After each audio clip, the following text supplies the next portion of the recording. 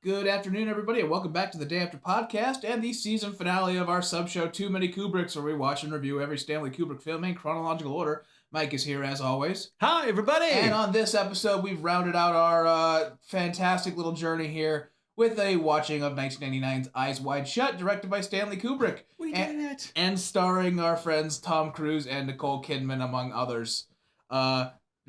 This is a horny movie. It's an aggressively horny movie. Yeah. I did feel in the beginning like this is a softcore porno. You know how like you can't show like I don't know what can be shown in softcore pornos, but like definitely when he's walking arm in arm with two beautiful women, I'm just like, you're a doctor. Oh, and they're when you can't show tits right away, your neck has to do all of the work. I think I made a joke that like even the first scene of Lost in Translation is could you be a little bit more discreet, please? If you're keeping track, the first shot of Lost in Translation is Scarlett Johansson's ass. But clad in panties. Oh, we are classy. Well, that Jesus Christ. This is a movie based on a book for which Stanley bought the rights in the 60s because he thought it would make a fantastic script about exploring romantic and sexual relationships. Yeah, so I think it's German for a dream play, and it's a really short novella. You can read in about an hour and a half, 2 hours. Yeah, I have to say that this is an extremely faithful adaptation. Like basically, they hit all the notes and more. I think the movie's better than the book. A lot of people have said that, and you actually, as we were getting gas station food, getting ready to watch this, I remember you going, "Wait, I read this in 2 hours. Why is this movie almost 3 hours?" Yeah. There's basic just to put that in perspective, like a Gabriel's horn analogy, you could read this book in less time than it takes you to watch this movie. Yeah, I could read it faster. Yeah. Good for you, buddy. I'm really a fan of good faithful translations, adaptations. I remember as a kid being really excited that when The Sorcerer's Stone, the movie came out, they only took out one scene from the book. And I thought that was the norm. Right? When people did adaptations, you had almost every scene. And it's really nice to see this really horny, subversive movie actually did really well. It's something that I erroneously didn't want my my girlfriend at the time, to watch with me because I was worried that it would open her eyes to the fact that, relationships are a lie, which is not what he's about. It's not at all. I mean, so they put, CNN put it really, really well. This is the 7th on their list of Kubrick's film. CNN? I don't know. Some lit. I was like, give me the ranked Kubrick Yes, Jake movie. Tapper. Tell me about Jake Tapper. Tell me about Stanley Kubrick's movies. But somebody, he pointed it out. He goes, I'm not saying Stanley's a cold director. I'm saying that he's really good at pointing out that we have fucked ourselves over with systemic institutions like war, law, and human relationships. And marriage, particularly. Okay. And yeah, our marriage has gotten to the point. I'm not saying I'm a better husband than Tom Cruise. Isn't that what I'm saying? But I'm kind of saying that because they are interesting ideas, but I don't want to engage the movie with a way that's just like, don't be mad. So is one of the points you're getting at, like, is this movie lacks bite if you're not a jealous person? Well, yeah, it's kind of. I mean, there's that trope I can't name right now that's like, if you didn't get mad, then it wouldn't be a movie. So you do have to get mad, but yeah. It doesn't have that. I mean, this movie can and does still produce interesting ideas and thought processes to help mull over in your head without it going, oh God, he's brought up a point. I have to get divorced. Okay, I'm glad you went in this direction because there's this quality about this movie that I find has been lacking in Kubrick's canon, and I was really enjoying it in this movie. I want to see where you're going with this. The drama of relationships. The characters in Kubrick's movies, he has a tendency to go on the solipsistic side, or that almost all of his characters, to the extent that they have a relationship with others, it's it's the relationship to the extent that they interact with each other in the plot of the movie, and nothing before, afterwards, nothing you ever see. But when it comes to a couple, you have to take them as a pair. What they're thinking of the other, how they think the other is thinking of them. They're interconnecting, interdependent. It's truly a dialogue between them, and their relationship continues when they're not on screen with each other. They're always thinking of each other, and their relationship continues after the movie ends. And that's what it means to be married. And I think that go ahead. Oh, and like the only other times that something like this has happened is you can argue it. It's Lolita and Jack and Wendy. So this is kind of the most in-depth relationship where both characters, for better or worse, they treat each other as fully complex, developed human beings. You are not just a plot device that I interact with. For a man known very well for deliberately detached people and sets, that I can definitely see why that would be neglected, and I can definitely see why that was almost like remedying his repertoire. It definitely needed some of that element. I mean, I'm trying to think of another instance where someone kind of opens up to another person. It kind of happens with, this is a weird example, but with Barry Lyndon with his son at the end. He finally opens up. But even then, it's almost not there. It just barely gets there. Well, you don't turn on a Kubrick movie to go, Joker, I don't think I'm cut out for boot camp. That's just not something that a person would write, and then who would become one of the most greatest directors of all time. I'm not saying that you should be detached and cynical in order to make money, but... all I'm saying is that what I was pointing out is not a criticism of Stanley's work, but it is a curious blind absence. spot. And when it shows up when Bob and Alice smoke some pot and have a conversation, I was like, we haven't really had an in-depth conversation between two people that know each other entirely, know their pasts, care about each other, but are also kind of, they know how to hurt each other. That is a very, I think it's one of the standouts, if not the standout scene in the movie, is this extraordinarily long, and that's not a bad thing, very slow burn of a scene that begins with them high and making love, and slowly she puts the pot down, and they start having an argument, and then they have a huge argument that turns into a laughing fit. Very slow, almost like a character study. Like if I were Tom Cruise and I wanted an award and I was able to submit something, I did. That would be it. It's fantastic. It's like a one man two lady show. And you were saying that we hadn't seen this movie like 6-7 years. It's been a long time. And you were saying that's the scene that sticks out in your head. That is not the scene. Part of it. The scene that stuck out in my head was with Nicole Kidman like leaning against telling the story with her knees up specifically against... the one of her going, I saw a sailor once, yeah. And I want you to know I would fuck his brains out. And not just I would fuck his brains out, I would leave you for him. And there is a moment in relationships where if you're really mad, sometimes a bad part of your brain takes over and you just want to hurt the other person. Oh, yeah. Yeah, and I think that... Like, she didn't have to add that detail. She didn't. And I think that it really helps. It really helps Nicole too, but Tom especially, that these are unabashedly petty people. Not actually abashedly petty people, because unabashedly means they know they are and they're okay with it, but they're very superficial people. I'll start with Tom, who begins 45% of his scenes. I'm a doctor. Here's my medical card. Like shoving it right in your face. Yeah, that's not even hyperbole. When he goes to the hospital seeing if some girl's okay, this is my medical card. I need to see her. I need to buy a costume. Yeah, he exudes annoying self-confidence and just going, look, I know I'm going to get what I want out of this interaction, so you might as well just let me in the door. What the fucking cock? Tom Cruise, what a cock.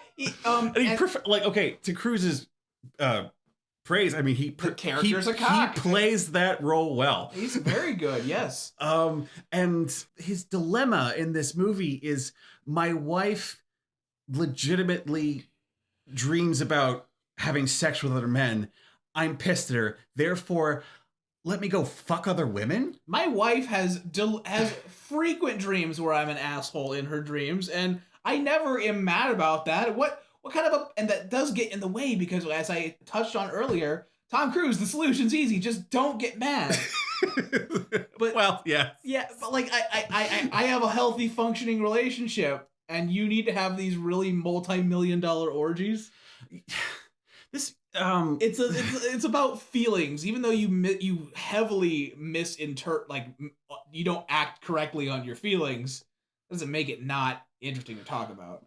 Well, maybe Nicole Kidman just doesn't do it for him anymore. He needs a nice if little. Nicole Kidman doesn't do it for Tom Cruise, they got divorced 2 years after this movie came out. I need an Illuminati ritual, goddammit. I just can't get it up unless a circle of women on their knees are kissing each other through Baroque masks. This movie, one of the things I wanted to mention is two things about its pacing and the twirls of its plot. One, the second time around, this is a much more enjoyable movie for me because I knew where it was going to throw me. I was just along for the ride. I was sitting on the catapult waiting for us to get on the runway. It was so much, and I was surprised that the most infamous scene in this movie, his trip to the orgy house, it's about 20 minutes. It takes up so little of the movie. And this is a 2 hour and 40-minute movie. It's not by no means. It's the center of the movie. It's definitely like the gravitational center of the movie, but it's not, and it's also not that. It's very discreet. Yeah, you see some titties. You don't really see that much. If you're playing the fun fact bingo at home, this movie, in order to receive an R rating instead of NC-17, had cloaked crowds digitally inserted into this orgy scene. You can notice, in order to make it. And you might ask yourself, isn't that really wrong to Stanley's vision to posthumously add crowds to this thing, to alter his vision to make it more marketable for a mainstream audience? To which I respond, Stanley said, "Yeah, if you got to add crowds, do it." No problem. I love the idea that he had like a clause, like if I'm dead, it's cool to add crowds. And this the flow of this movie, like we were saying before, this movie is aggressively horny, but it, like almost the beat of this movie is horniness and then cold shower. We go, oh, we're gonna fuck these two lady? Oh, overdose. Oh, am I gonna fuck Nicole Kidman? Oh, infidelity. Oh, am I gonna fuck this lady? Dead guy. Oh, I'm gonna fuck this lady? AIDS. What a fucking... And then it's like this movie ends with, just to top it off, finally, Alice and Bob are gonna fuck, and then Stanley dies. And credits. No credits. I was gonna fuck Nicole Kidman. I guess this is about like I don't want to say like this is how humans react when their mind is clouded. Like your mind shouldn't be clouded. He's not a rational actor, and that's fine. You can be horny. Just I get to take a break from symbolism because it's burning me out. I want to talk about the color palette in this movie because at one point during one of the cold shower moments, Mike goes, his balls are the color of this movie. He's got blue, he's got green, he's got red. This movie is it's the most colorful. It's absolutely, without a doubt. We had that. Yeah, it really is super, like, not aggressively, because I buy all the colors as they appear in the thing. The season helps. The Christmas season, yeah, it's very colorful despite being cold, but it's not colorful in like a. And I find it gorgeous to look at. I love all of the even like the unrealistic blue windows where ditto. I was wondering, like, Johnny, why is Central Park so blue? It's the color of capitalism. This is like Cherenkov radiation from Chernobyl. It's just beaming into their windows. But it's gorgeous. It's gorgeous looking, and it has that sense of kind of like dawn awakening where you're still kind of dreaming a bit. But yeah, and there's a lot. Yeah, there are quite a few scenes where somebody has been woken up and is still like in the headspace of whatever dream they were having. Yes, yes, Definitely. and I think that this is one of the things about, I don't know how to deal with this, is that there's part of this movie, it's even in the texture of the text, that wants this to be about dreams and fantasies and our inner headspace. But then there's this other half is all about what really happened. And I think there's a conflict with these two. A definite conflict. There's conflict with these two drives in this movie.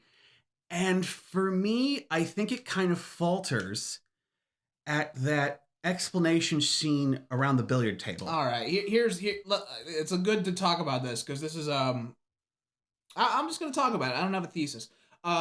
This, I remember I told Mike when we started, for whatever reason, there's a scene like near the end with him and Sidney Pollack talking around a billiard table. And for whatever reason, I just remember being pissed off when I watched that scene. He's like, really? And I didn't. I remember liking it a lot. But going back, here's the scene, if you're wondering, or if you're still here, why are you here? Is that Tom Cruise has learned that a girl he used to know casually has OD'd on drugs and is now in the morgue. And he's upset about that because there was another girl at the party whose identity he did not know, who sacrificed herself for him when he was about to get caught. And she's worried that his actions at this really fantastical orgy, the secret thing that he can be a part of, caused, the death of somebody, making it real and no longer and he goes for answers. And basically, Sidney Pollack's character does two things. One, chastise Tom Cruise's character, rightfully so, but doing it in a very Sharpie connect the dots way that you pointed out. It's one of the least. For those of you in the audience who aren't catching on, let me trace over the dots with a thick Sharpie again and again. And again, it really feels like it's worried that you won't get the subtleties of these plot developments. That, oh yes, that was the girl there, despite the very 60s straight auburn hair. And but like, if you're okay, maybe if you've only seen the movie once, I'll forgive that comment at the end where it reveals that the masked woman who saves him is also the hooker from the beginning who had an overdose. Because I picked it up because this is the second time I've seen this movie, and I went, oh, red hair. Mm-hmm. Yeah. So okay, I'll give it that. But so you have the Sidney Pollack character explaining things 3 times over, and then Tom Cruise is repeating it, going, that was that girl. Yeah. And we're at the point where we're 2 hours and 30 minutes into this movie. The scene began. Oh, it's really long in there. Yeah. So you're already like looking at the clock. In what is otherwise a miraculously paced 2 hours and 40 minutes, it's very chuggable. Very, very, goes down very smooth. And yeah. It's a weird faulting point to put that explanation in, almost like it's got studio like involvement somehow. I mean, I'm not mad because we got a beautiful thing from a man who's no longer with us, but I have to talk about the weakest part of this. And if you're wondering, it's not in the book, that scene. Are you now I'm mad. That the whole identity of who that woman is, it's left up to mystery. And what I like the most is that we had a cool discussion while he's being tailed, trying to return his costume. The mystery in Tom Cruise, the fact that there is a mystery about people's identity at that party, and that now everybody knows what he looks like, and it could be anybody out there. That sense of paranoia for Tom Cruise's character, very helpful. Yeah. Any answers regarding the identities of people that might have been there, not necessary for me to feel fulfilled. Absolutely, yeah. Okay. I do not need a sense of completion by having the mystery wrapped up in totally. What I do need is to understand Bale's character. Billy Bob. Can I be frank with you? If I can be Bill. Such a dipshit. You started it. It was a fun thing to say. Yes, it was. You're adorable. Thank you. So it's I like when the movie explains the mystery up to the point where you can understand why Tom Cruise's paranoia. Yeah. Any more than that, and I think it's kind of ruining it. It's okay. Yeah, that's why I was right on the edge with Nicole's stoned argument with Tom at the beginning of near the beginning of the movie, because you can have that argument even though, as me in a healthy relationship, the objective right answer is don't be mad. It's like, oh, are these patients thinking about fucking you while you're touching them? I don't care. Maybe. Who gives a I'm licensed. God damn it. A couple throwaway things. Lily Sobieski, a person I didn't know until this movie, shows up as the daughter of the costume shop owner, who Wikipedia casually helps me understand was sold into sex slavery. And the fact that Lily Sobieski in this scene is pulling a Lolita because she is 15 in this movie, and she's dressed deliberately promiscuously because she is in the middle of, I guess, performing services, and that is really upsetting. And I remember the first time I watched this movie, the costume shop, I thought, why was that? Why did we go? For some reason, this time around, I loved it. I was like, this is exactly the levity I needed. We've just been walking around New York in a very pretty, but I was just kind of, okay, we're walking. And then this crazy guy with the accent and like I love, and then all of a sudden weird Asian men in wigs and in thongs. It just, why is, again, we've ranted about this before. Why is Stanley sometimes considered not funny? Because there's this perpetuated thing in Hollywood that you have to be gritty and dark, and you can't make jokes ever, because making jokes is for people that don't win Oscars. I'm mad. I'm just a little mad. Well, I'm ready for final thoughts then. It's a colorful boy, and I'm glad that we've done this in general. Oh yeah, this was so fun.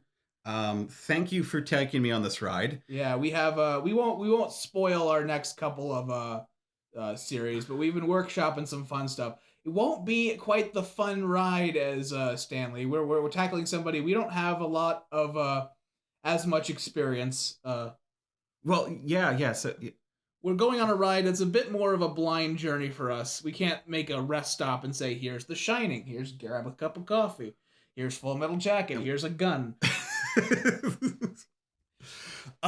Any advice or final thoughts on... I recommend doing it. I highly recommend it. You will go on a ride. You will learn to shit on Fear and Desire as part of the gatekeeping entryway. Everybody has to go through the rite of passage of shitting on Fear and Desire. And then you can say you watched everything and you can be cool at parties. And this man who died 6 days after he finished this movie, I'm sad. Was it cancer? Or was it a heart attack? It was sad regardless. I don't think he was actually like dying. I don't know. I'll look it up. It may have been a sudden death. But you can't, it's a sign. It's like, be happy because they existed. Like, I'm ecstatic that I'm sad that he's gone. That means that he left some good shit. Oh, okay. Yeah. Just the fact that I'm sad means that we had something, Stanley. It's okay. Thank you for joining us on this season finale where we're discussing all the Stanley Kubrick films in chronological order and 1999's Eyes Wide Shut. Join us in 1 week for a little less Kubrick-related content, and we're going to wrap some things up, and we don't know what we'll see in, but we'll see you tomorrow for something else. Bye-bye, everybody.